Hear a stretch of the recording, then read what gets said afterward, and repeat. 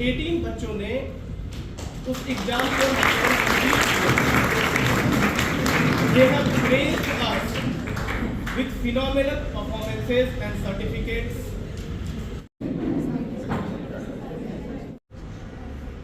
Doctor Homi बाबा competitive एक्झाममध्ये ज्या ज्या विद्यार्थ्यांनी यश प्राप्त केलेलं आहे अशा सर्व विद्यार्थ्यांचा सत्कार समारंभ आयोजित केलेला आहे आणि या समारंभाच्या निमित्तानं या ठिकाणी उपस्थित असलेले माझे मार्गदर्शक आणि सातारा पुढारीचे आवृत्ती संपादक आदरणीय हरीजी पाटणे सर, तसेच या इन्स्टिट्यूटच्या प्रमुख कोळीकर मॅडम, कोळीकर सर, त्यानंतर अखिलेश सर, त्यानंतर दैनिक पुढारीचेच वार्ताहर आणि आपण सर्व विद्यार्थी मित्रमैत्रिणींनो आणि त्यांचे पालक बंधू भगिनी.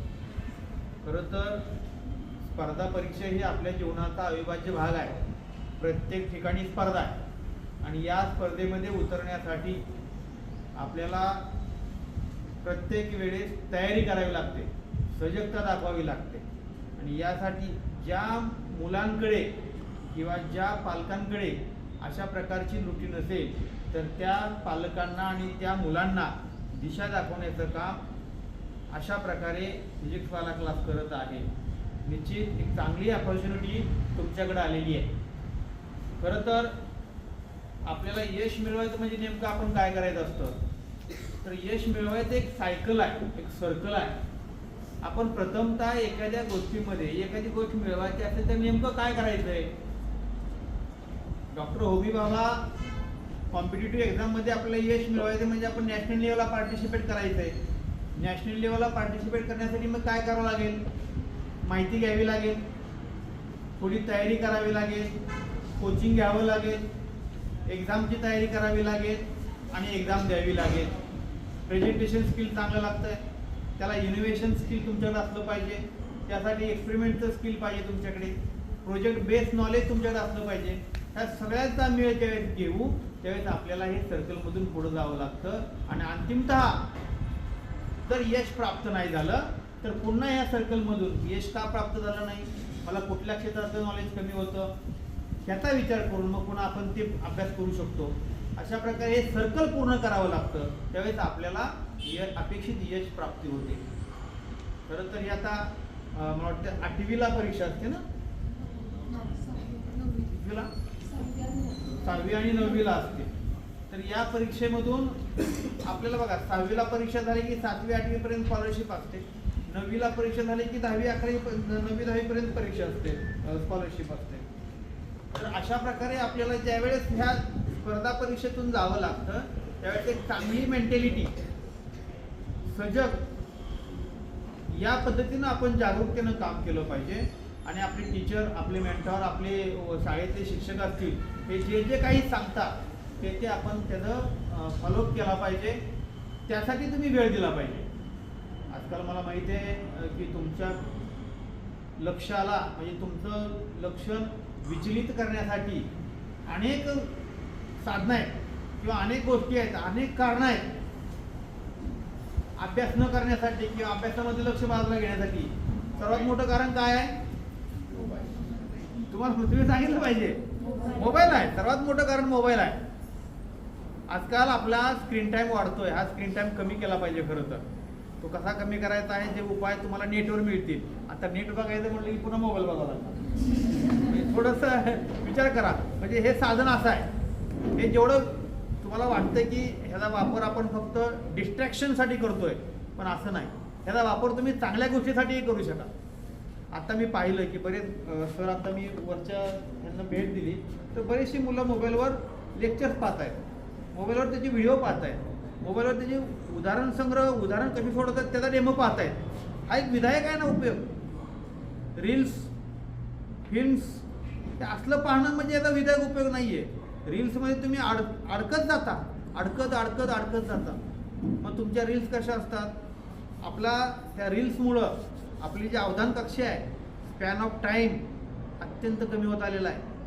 पूर्वी तो एका गोष्टीकडं लक्ष देण्याचा कालावधी मोबाईल येण्याच्या अगोदर आपला 40 मिनिटं 45 मिनिटं राहायचा.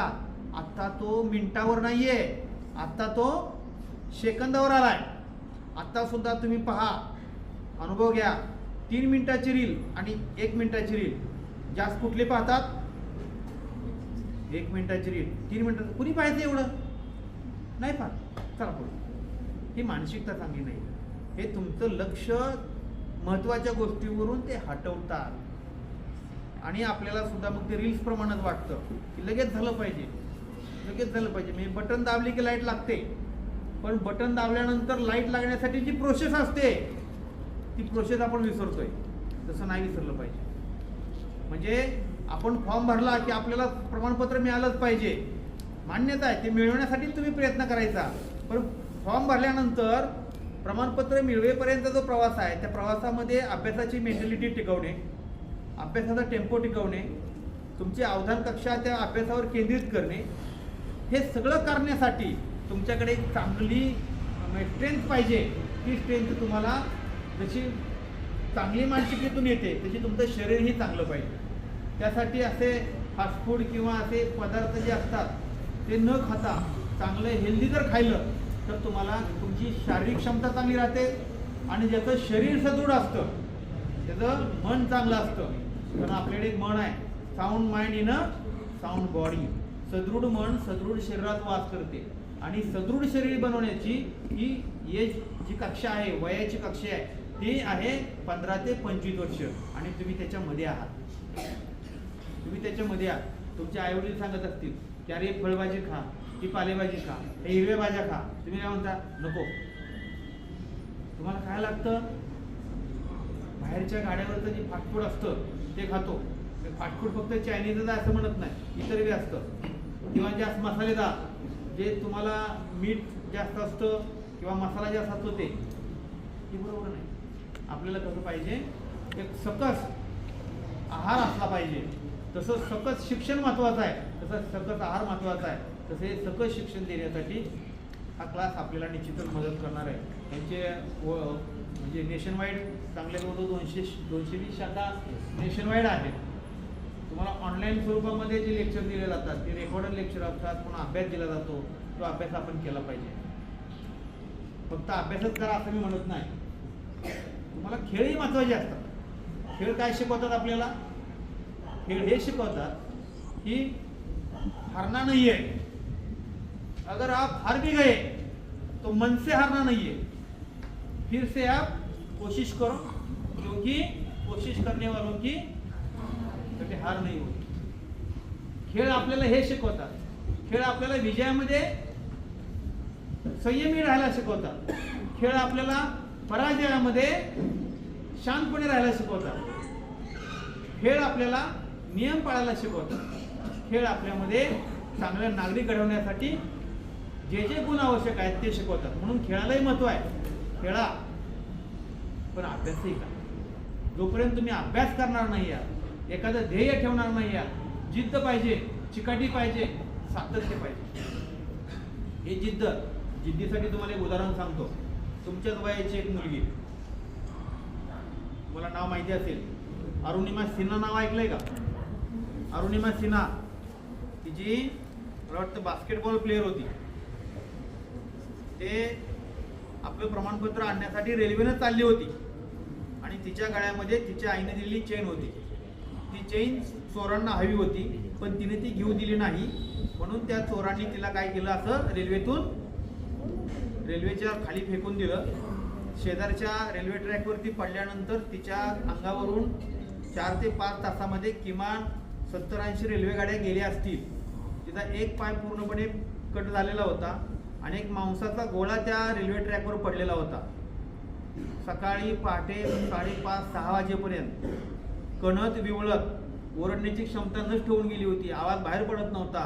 एवढ्याच सकाळी फक्त सकाळच्या प्रातर्विधीसाठी जाणाऱ्या लोकांनी ते पाहिलं आणि पाहिल्यानंतर तिथून कोणतरी विवळते म्हणल्यानंतर जवळ गेले. जवळ जायलाही माणसं घाबरत होती. इतक्या वितीर्ण अवस्थेत ते होतं. तिथून त्यांना दवाखान्यात नेलं. दवाखान्यात त्यांच्यावर उपचार केले. मग त्यांच्या घरच्यांना बोलवलं, उपचार केले. उपचार केल्यानंतर तिनं पाहिलं की आपला पाय एक पूर्णपणे कट झालेला आहे. एक पायाला ब्रँडेज आहे, फ्रॅक्चर आहे. तिनं काय जिद्द ठेवावी? ती ज्यावेळेस बाहेर पडली त्या हॉस्पिटलमधून त्यावेळेस तिनं तिचे बहिणीचे मिस्टर होते त्यांना सांगितले, जिजाजी मला बचेंद्री पाल यांचा नंबर पाहिजे. कोण होते बचेंद्री पाल? बचेंद्री पाल या एव्हरेस्ट शिखर सर करणाऱ्या पहिल्या भारतीय महिला होत्या. कशासाठी? की मला याही अवस्थेत माझं ध्येय आहे की मला एव्हरेस्ट सर करायचंय. त्याचे ते पाहुणे म्हणतात की अरे तुला चालता येणार नाहीये, धड एक पाय तुटलेला आहे, एक फ्रॅक्चर झालंय, त्याचं ऑपरेशन आहे, तू कशी जाणार? नाही मी जाणार. मुलांनो, तिनं ते एव्हरेस्ट सर तिथंच केलं होतं की ज्यावेळेस तिच्या मनामध्ये जिद्द जागृत झाली होती. तुमच्या मनामध्ये अशी जिद्द जागृत झाली पाहिजे. तुमच्या मनामध्ये असं लक्षात आलं पाहिजे की मला जेईला ऍडमिशन मिळालं पाहिजे, मला नीटला ऍडमिशन मिळालं पाहिजे, मी पहिल्या टॉप 5 मध्ये येईन, पहिल्या टॉप 5 मध्ये येईन, मी पहिल्या टॉप 10 मध्ये येईन. हे ऐकून जिद्द ठेवा. नंतरच्या कालावधीमध्ये ती बचेंद्री पाल यांच्याशी भेटली, त्यांची अपॉइंटमेंट घेऊन त्यांच्या घरी जाऊन भेटली, त्याचं कोचिंग घेतलं, सगळं केलं आणि ती पहिली महिला अशी ठरलेली आहे की जी अँप्यूट फूट म्हणजे कृत्रिम पाय लावून एव्हरेस्ट शिखर सर करणारी ती भारतीय महिला झालेली आहे. खरंच तिची जिद्द, तिची चिकाटी, तिचं सातत्य तुमच्यामध्ये असलं पाहिजे तर तुम्ही निश्चितपणे यश प्राप्त करणार आहे. कारण यशाला शॉर्टकट अजिबात नाही आणि शॉर्टकट इज ऑलवेज डेंजरस. त्यामुळे यशाला शॉर्टकट अजिबात नाही. यश तुमच्याकडून इफर्ट्स मागतं, जो इफर्ट द्यायला तयार असतो ते 100% यश मिळतं. आणि त्याशिवाय तुम्ही मागं वळून बघायचंच नाहीये, यश मिळालंच पाहिजे. यश मिळतंच. नेव्हर गिव्ह अप म्हणतो आपण, कधी सोडून द्यायचं नाही. म्हणा आपल्या आयुष्यामध्ये हजारो संकटे येतील, हजारो समस्या येतील. समस्या नाही असा या ठिकाणी कुठलाही माणूस नाही. ना मी नाहीये, ना आमचे पार्टनर सर नाही आहेत किंवा अजून कोणी नाही आहे. प्रत्येकाला समस्या आहे. त्या समस्येला जर आपण तोंड दिलं तर आपण पुढे जाऊ शकतो. फिअर, फिअर शब्द बघतो आपण, FEAR. फिअर काय आहे? Fear everything and run. सगळं विसरा आणि पळून जा. भीती, बरोबर? फिअर तो अर्थ घ्यायचा नाही, तो अर्थ घ्यायचा नाही. Face everything and run and rise. Face everything and rise. सगळ्याला तोंड द्या, सगळ्या समस्येला तोंड द्या आणि तुम्ही तुमचं व्यक्तिमत्व घडवा.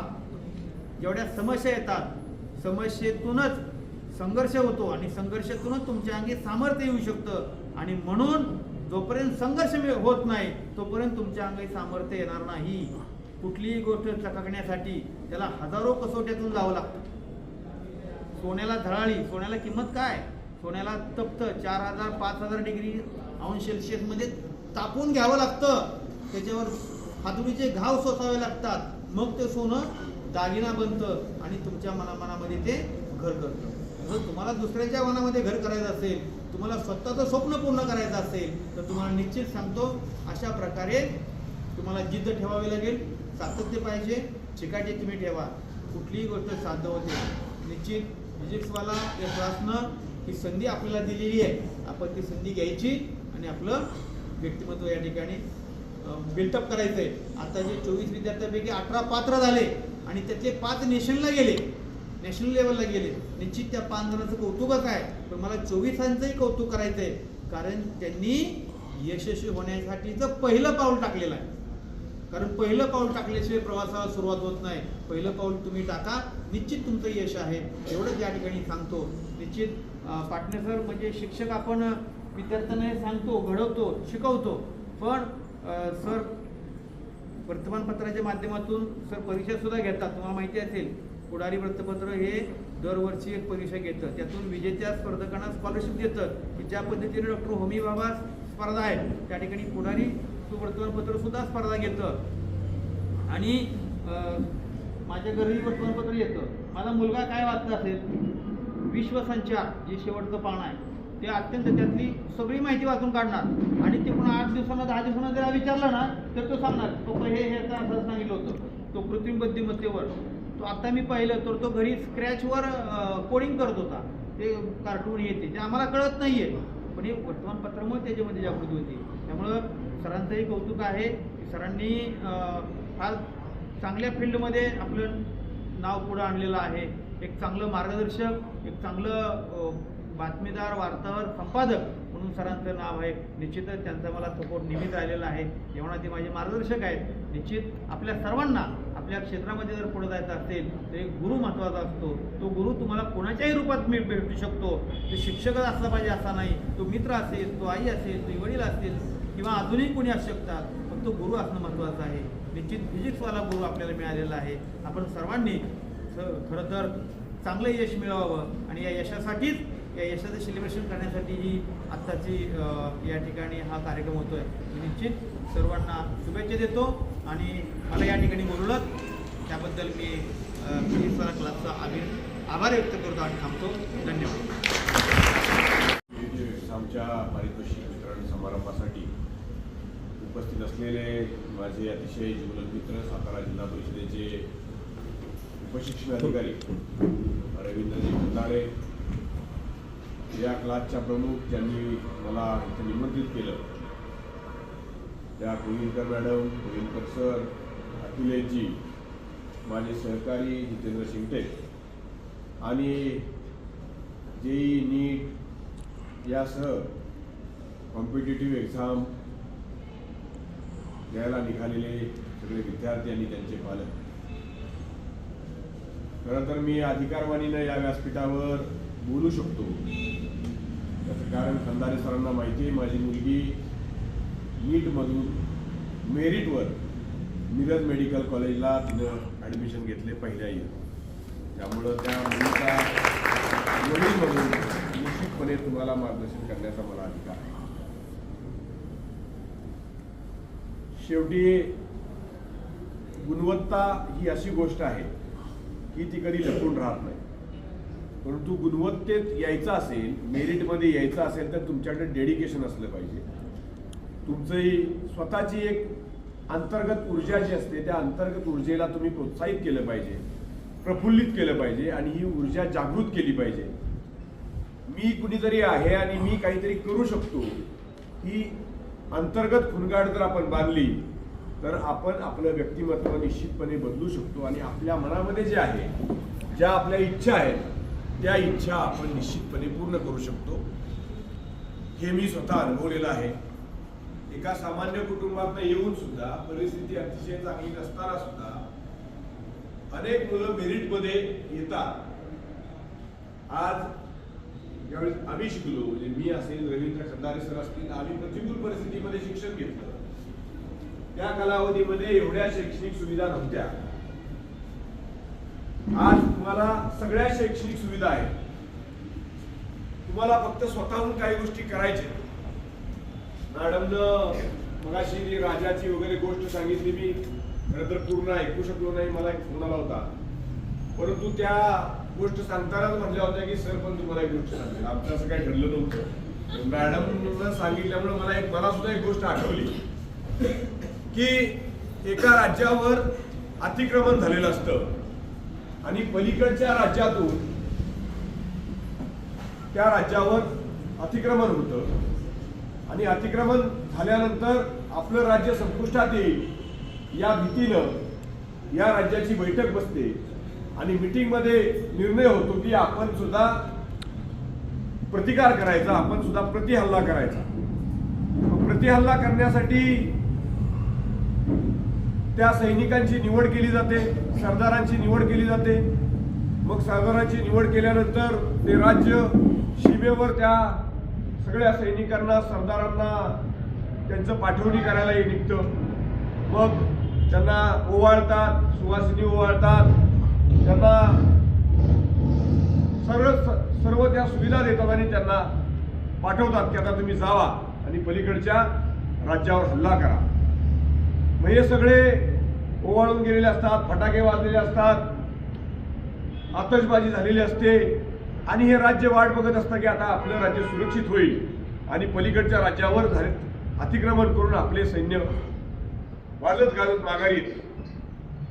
घडतं असं 2-3 दिवस जातात सीमेवर. सकाळी सकाळी सीमा बघायला अलीकडच्या राज्यातील लोक जातात तर धुळीनं माखलेले, कपडे फाटलेले, इकडं ठिगळं लागलेले, जखमा झालेले, रक्त आलेली आपली सगळी सैनिक सरदार असे सीमेवर पडलेले असतात. मग तो जे बघतात ते परत आपल्या राज्यात जातात. चला चला चला, ज्यांना आपण ओवाळून पाठवलं, फटाके वाजवले, अजून काय आतषबाजी केली आणि हे सगळे येऊन पडलेत म्हणजे आपण हरलोय, त्यांना परत मारून पाठवलंय. मग हे सगळे जातात, परत त्यांना आपल्या राज्यात आणतात आणि आणता आणता त्यांना विचारलं जातं काय झालं नेमकं. तुम्हाला जर आम्ही घोडे दिले होते, तुम्हाला जर आम्ही अत्याधुनिक सामुग्री दिली होती, तुम्हाला जर आम्ही बंदुका दिल्या होत्या, तुमच्या हातात तलवारी होत्या, तुम्हाला ढाली होत्या आणि त्या राज्यापेक्षा जास्त अशी अत्याधुनिक सामुग्री तुम्हाला दिली होती, तरी सुद्धा तुम्ही मार खाऊन कसं काय आला. तर या सगळ्यांनी एकजुटीत सांगितलं खरंय तुमचं, पण लढायचं कसं हेच कळलं नाही.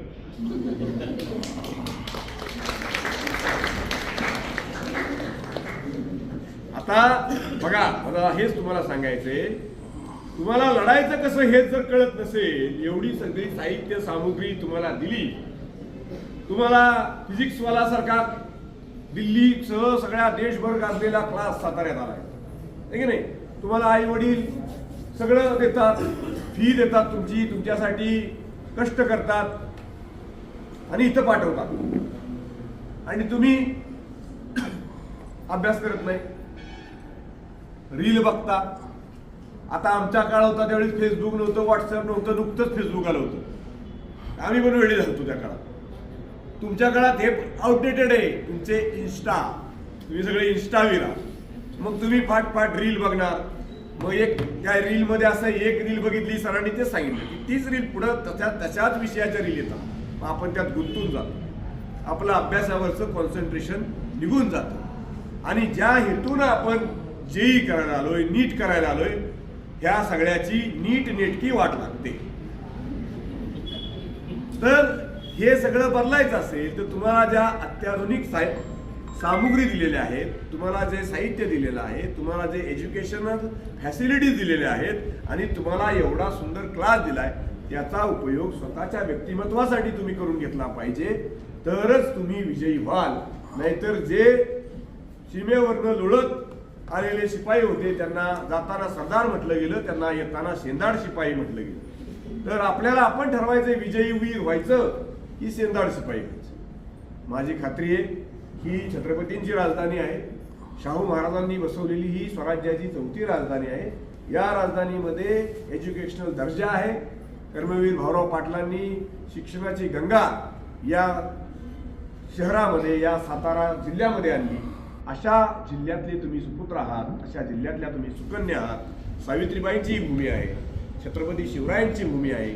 तुम्ही सगळी लढाऊ जिद्द असलेली फौज तुमची आहे आणि म्हणून ही जिद्द पेरून तुम्ही खऱ्या अर्थानं अशा परीक्षेमध्ये तुम्ही भाग घेऊन यशाचा झेंडा रोवला पाहिजे. मला अतिशय अभिमान वाटतोय की या अशा क्लासच्या माध्यमातून इथं डॉक्टर होमी बाबा कॉम्पिटिटिव्ह एक्झाममध्ये तुम्ही यश मिळवलंय. तुम्हाला मी सदिच्छा देतो, शुभेच्छा देतो आणि सातारा जिल्ह्याचा झेंडा तुम्ही नीट आणि जेईच्या परीक्षेमध्ये असाच रोवावा अशा पद्धतीच्या सदिच्छा आणि शुभेच्छा देऊन थांबतो. गोविंदकर मॅडमनं मला बोलण्याची, इथं येऊन तुम्हाला उद्बोधित करण्याची संधी दिली, त्याबद्दल त्यांनाही धन्यवाद देऊन थांबतो. Thank you very much. अपना विचार को व्यक्त करने के लिए तो यहाँ पे उपस्थित जितने भी हमारे अतिथिगण हैं, आदरणीय अभिभावक हैं, पेरेंट्स हैं, स्टूडेंट्स हैं एंड हमारे जो कलीग्स हैं, जो टीचिंग स्टाफ मेंबर्स हैं और नॉन टीचिंग स्टाफ मेंबर्स हैं, उन सभी का मैं हार्दिक अभिनंदन करता हूँ. मैं अप्रिशिएट करता हूँ उन सभी बच्चों को जिन्होंने इस कंपटीशन में अपनी प्रतिभा दिखाया है और मैं उनको भी अप्रिशिएट करता हूँ जिन्होंने एक ट्राई किया है. तो कंपटीशन क्वालिफाई करना और कंपटीशन की तैयारी करना दोनों ही अपने आप में चैलेंजिंग है. हम बहुत बेसिक से सीखते हैं. ये जो 6 to 10 की जर्नी होती है, ये बहुत ही क्रूशियल जर्नी होती है. हमें ऐसा लगता है कि हम 11-12 में पहुंचेंगे तो हम नीट और जेई और IIT की तैयारी कर रहे हैं, बट आपको और हमें भी इनफैक्ट हमें पता नहीं होता कि होमी बाबा के अलावा भी और भी बहुत सारे ऐसे एंट्रेंस एग्जामिनेशंस हैं जिसके बारे में हमें प्रॉपर नॉलेज नहीं है, जो वर्ल्ड लेवल पे फेमस है। बहुत सारे ऐसे एग्जामिनेशंस हैं। तो इन शॉर्ट में ज़्यादा तो कुछ बोलूँगा नहीं, बस ये PW के तरफ से मैं ये बोलना चाहता हूँ कि PW अपने कमिटमेंट्स को लेकर बहुत अच्छा है और अभी जो पॉजिटिव चेंजेस बहुत सारे देखने के मिलेंगे आपको कमिंग डेज में। हम लोग एकेडमिक्स को ऑलरेडी हमारा एकेडमिक्स दुरुस्त है, अच्छा है, बट फिर भी हम और भी चैलेंजेस आते हैं और जितने भी चैलेंजेस आएंगे उन सभी चैलेंजेस को बहुत एक्सेप्ट करके और हम उसको करेक्शन करने की पूरी कोशिश करते हैं और आगे भी करेंगे। एक चीज मैं आप सभी को ये करना चाहता हूँ कि PW जैसे बहुत सारे बच्चे और बहुत सारे पेरेंट्स का जब आते हैं PW में एडमिशन जब लेते हैं और जब 1 साल की जर्नी तय हो जाती है तो उसके बाद उनके माइंड में कुछ और आने लगता है। तो मैं आपको एक चीज एश्योर करना चाहता हूं कि PW एक कोचिंग सिस्टम नहीं है, एक परिवार है।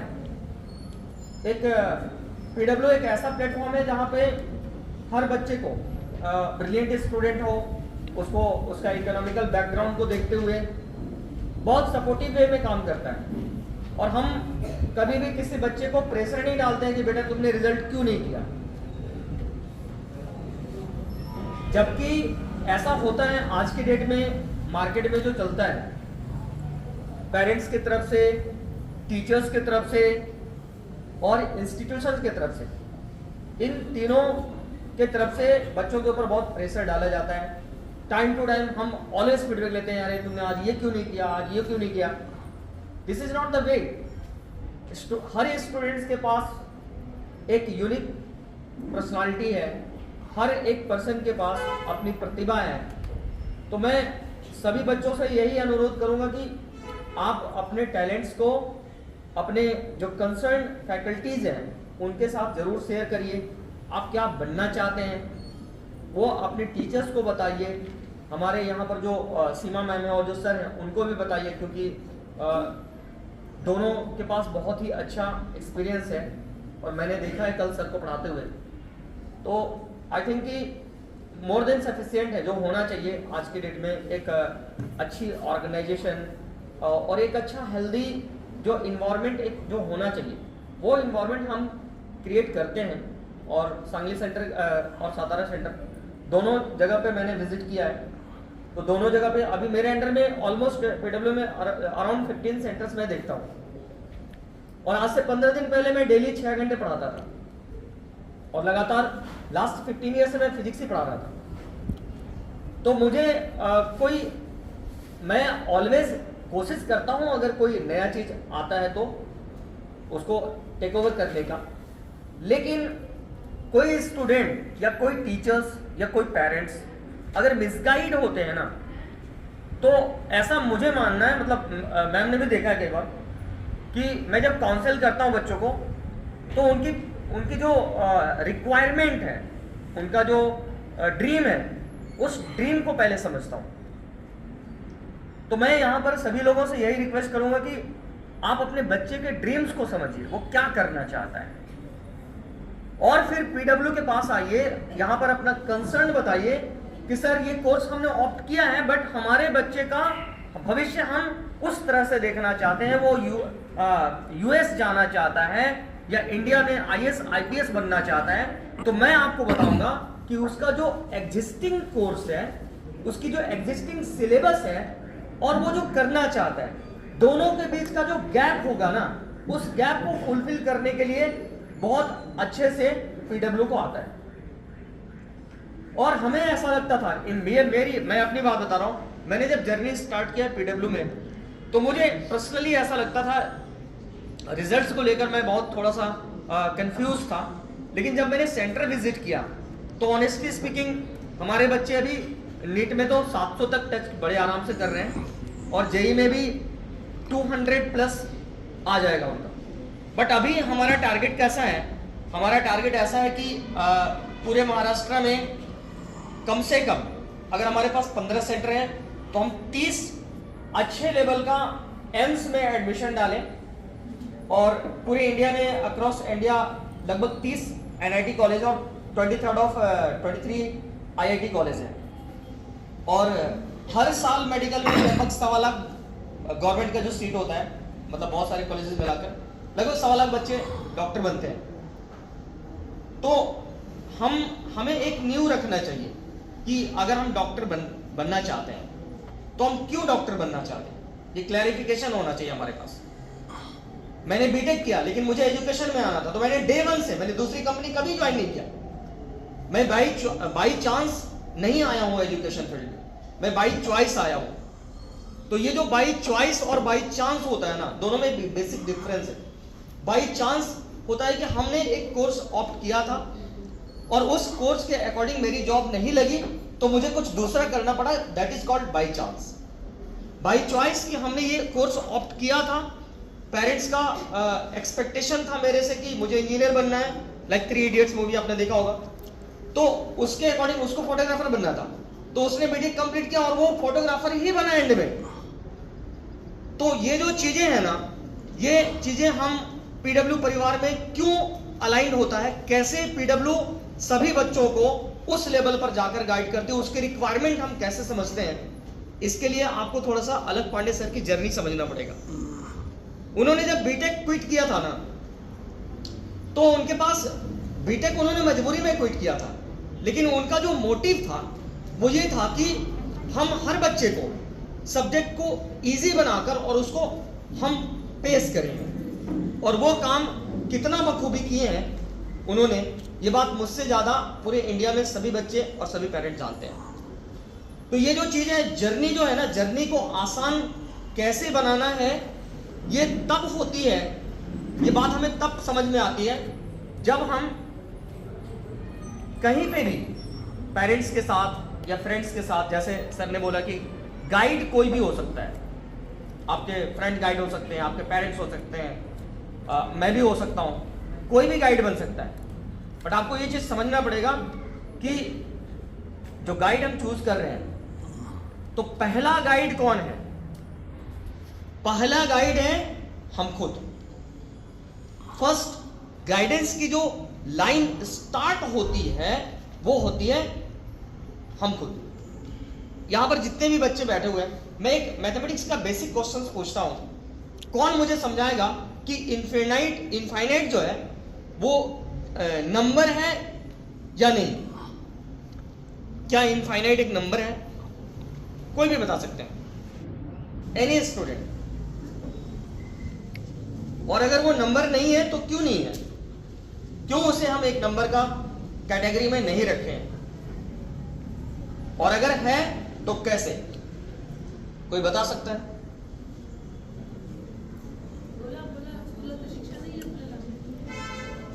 कोई भी बोल सकता है।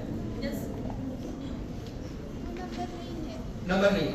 क्या है बेटा? वो अगर उसे एक नंबर फिक्स करे तो फिर भी वो आगे एक्सटेंड होता जाएगा, इसलिए वो नंबर नहीं है। ओके, मतलब वो फिर क्या है? वो अगर नंबर नहीं है तो क्या है? एक टर्म है, सिंबल है। हाँ सिंबल। राइट, टर्म मतलब सिंबल। आप सिंबल बोलना चाहते हैं या टर्म बोलना चाहते हैं? सिंबल बोलना चाहते हैं। Good, very good, clap. अब आपको मैं ये थोड़ा सा समझाता हूं कि क्यों इनफाइनाइट को, आप में से दूसरा सवाल मैं पूछता हूं कि इनफाइनाइट जो है वो, उसको सिंबल क्यों बोला गया है? कोई बताएगा क्यों वो एक सिंबल है और वो डिजिट क्यों नहीं है? आपको पता है इनफाइनाइट को दूसरे शब्दों में हम बोलते हैं नॉट डिफाइंड या अनडिफाइंड, राइट? तो वो डिफाइंड क्यों नहीं है ये हमें जानना है। डिफाइंड नहीं है तो हमें पता है, सिंबल है ये भी पता है, बट वो डिफाइंड क्यों नहीं है? आप जब नंबर लाइन पर जैसे हम जीरो लेते हैं, तो जीरो को हमने डिफाइन कर दिया कि जीरो मतलब एक ऐसा पॉइंट जहां से हम किसी भी चीज की शुरुआत करते हैं, दैट इज कॉल्ड जीरो। ठीक है, तो आप जब 0 से 1 के बीच जब जाएंगे ना, तो 0 से 1 के बीच जब आप जाएंगे तो आपको बहुत सारे डिजिट मिलेंगे, 0.1, 0.001, है ना, वैसे करके। तो आप सोचो कि 0.9 से लेकर 1 की जर्नी जो है उसमें कितने सारे 9 हैं। आप 30-35 साल तक 0.9999 लिखते रहो, उसके बाद लिख दो। तो इसलिए ये मतलब इसका अंत ही नहीं है। मतलब 0.9 से लेकर 1 तक के बीच भी जो नंबर है वो भी हम काउंट नहीं कर सकते। Are you getting my point? तो इसलिए वो जो इनफाइनाइट है वो मतलब वो डिफाइन नहीं है, क्योंकि इनफाइनाइट, अब जैसे मैं वो सोच रहा हूं कि अब ये तो मैंने 0 और 1 के बीच बताया, मतलब यहां से हम देखना शुरू करते हैं। मान लीजिए यहां से मुझे दिल्ली देखना है, तो दिल्ली थोड़ी दिखेगा, वो तो पॉइंट लाइक दिखेगा। लेकिन जब हम दिल्ली को जाकर देखेंगे तो दिल्ली तो बहुत बड़ा है। तो मैं ऐसा सोच रहा हूं कि दिल्ली जो है इनफाइनाइट डिस्टेंस पे है, लेकिन हो सकता है कि मैं जितना सोच रहा हूं उससे ज्यादा कोई सोच रहा है, और उससे भी ज्यादा कोई और सोच रहा है, और उससे भी ज्यादा कोई और सोच रहा है। खूप काही ऐकलं होतं. इथं बरेच जण शिक्षक मंडळी आपल्यामध्ये उपस्थित आहेत.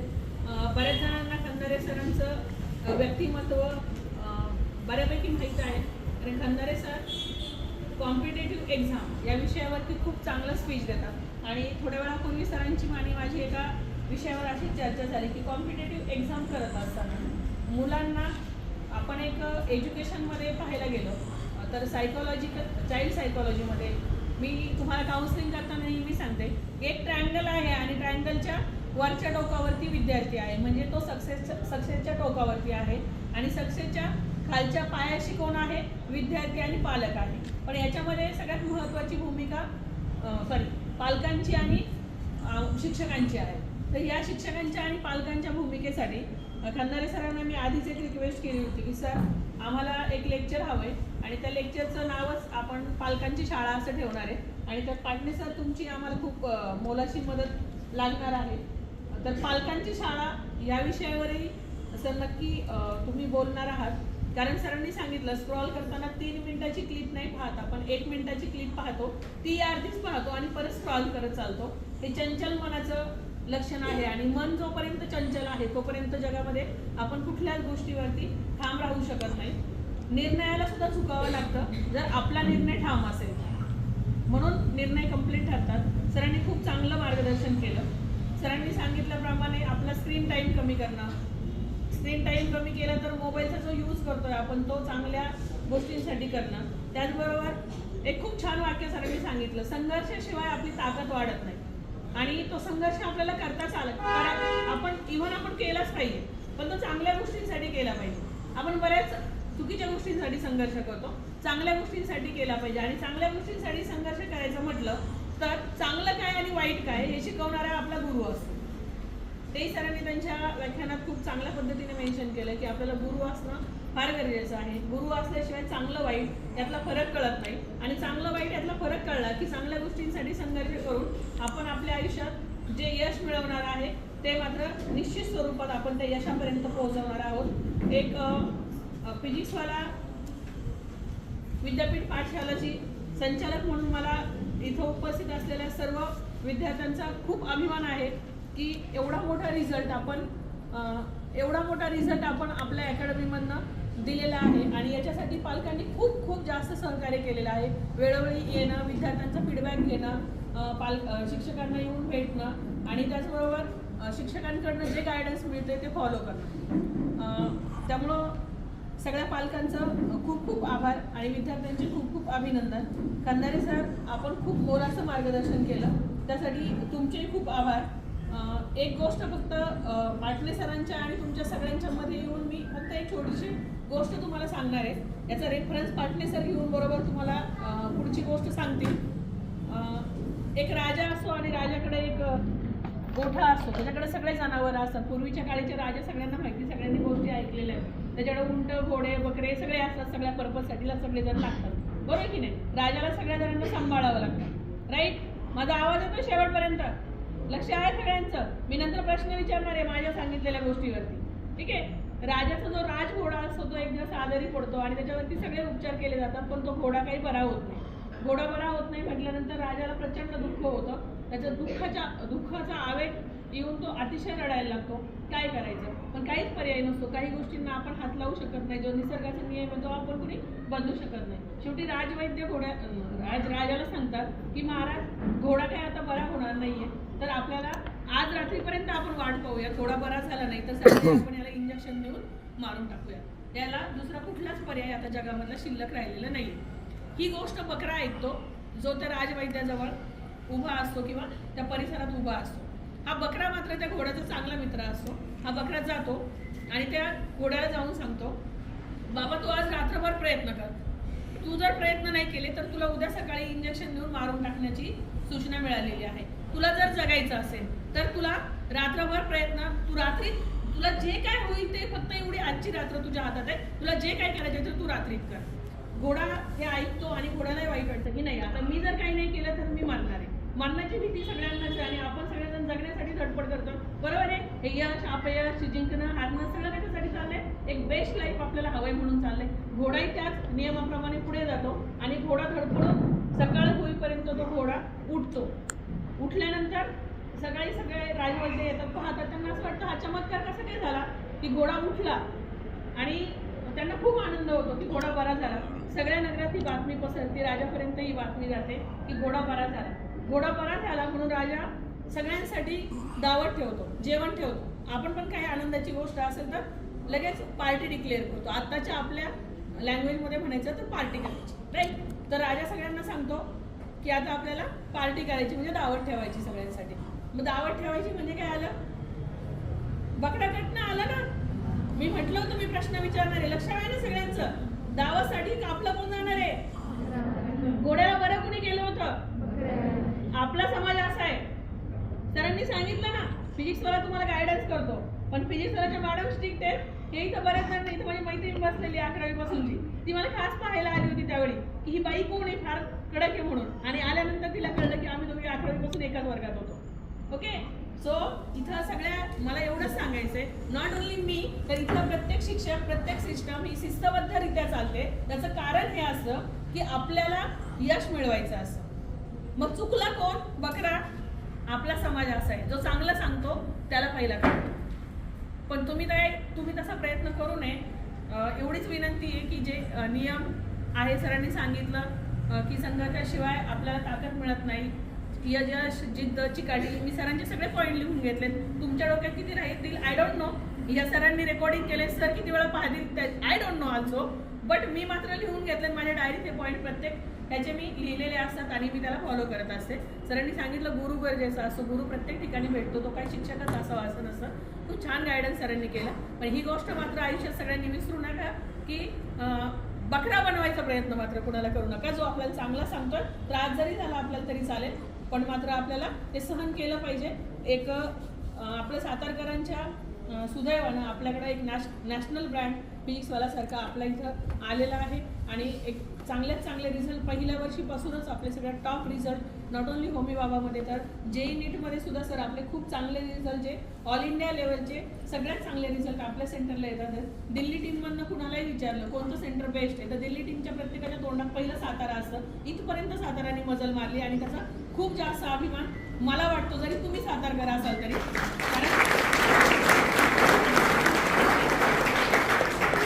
मी नेहमी सांगते मी पुणेकर आहे, पण त्याहून जास्त आपण सगळेजण महाराष्ट्रीयन आहोत आणि महाराजांच्या महाराष्ट्रामध्ये सातारा ही स्वराज्याची राजधानी तशी आपल्याला शिक्षणाची बनवायची. हे माझ्या प्रत्येक भाषणात मी कधीही न चुकता हे वाक्य बोलते की आपली स्वराज्याची 4थी राजधानी सातारा होती, पण आपल्याला शिक्षणाची मात्र पहिली राजधानी दिल्लीवर राज्य मात्र रिझल्टच्या माध्यमातून शिक्षणाच्या माध्यमातून सातारकरांनाच करायचे. त्यासाठी आपण सगळेजण रेडी आहोत. तर तुम्हाला आम्ही शब्द देतो की यापुढचे रिझल्ट आणखी चांगले असतील आणि त्यावेळी तुम्ही ज्यावेळी सत्काराला याल त्यावेळी आपल्याला मोठं सभागृह घेऊन आपल्याला सत्कार खूप लोकांचे करावे लागणार आहेत. इतकं कष्ट आपण विद्यार्थी म्हणून पण करणार आहोत. सगळे शिक्षकही यासोबत आहेत. शिक्षकही तेवढ्या त्या कष्टामध्ये सहभागी असणार आहेत. आणि याचबरोबर मी पाटणे सरांना विनंती करते ती पाटणे सर असं होतं की आम्ही आवर्जून पॅरेंट मीटिंग बोलवतो. बऱ्याच पालकांना लग्न असतात, मित्रांबरोबर पार्टी असतील, घरी काहीतरी कामं असतं.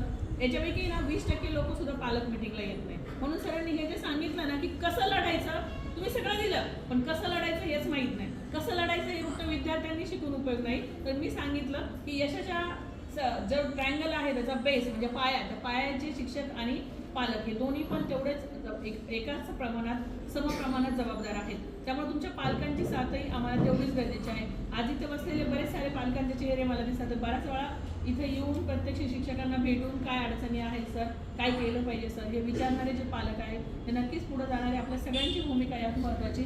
खूप खूप धन्यवाद पाटणे सर. आणि खरंच मी परतही तुम्हालाही तो शब्द देईन सर, माझ्या माध्यमातून मी जेवढं काम करते किंवा आपला सगळा शिक्षक वर्ग जेवढं काम करतोय त्यांच्या सगळ्यांच्या माध्यमातून 2026चा नीट आणि जेईच्या रिझल्टमध्ये साताऱ्याचा रिझल्ट हा नक्कीच आपल्या साताऱ्याच्या यशामध्ये किंवा साताऱ्याच्या प्रसिद्धीमध्ये मानाचा तोरा नक्की पोहोचलेला असेल साताऱ्यानं.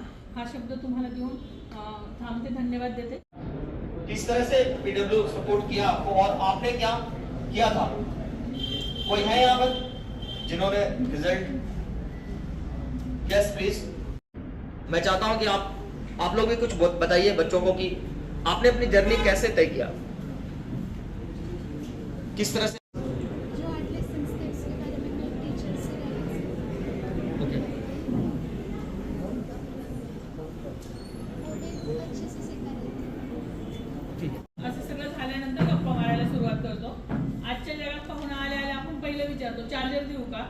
म्हणजे सरांनी सांगितलं तसं की जग बदलले तसं पाहुणचाराची पद्धतही बदलली. कदाचित त्यामुळे आपलीही बदलली असेल. म्हटलं आधी यांच्याकडनं ऐकून घ्यावं. बुके दिल्यावर कदाचित सर लवकर जातील आणि आपल्याला मार्गदर्शन मिळणार नाही. त्यामुळे बुके द्यायचं मागे ठेवला होता सर जाणीवपूर्वक तुम्हाला, म्हणून सरांचं स्वागत मागे ठेवलं होतं. तर आपण आता पाठीमागून स्वागत घेऊयात. मी आदरणीय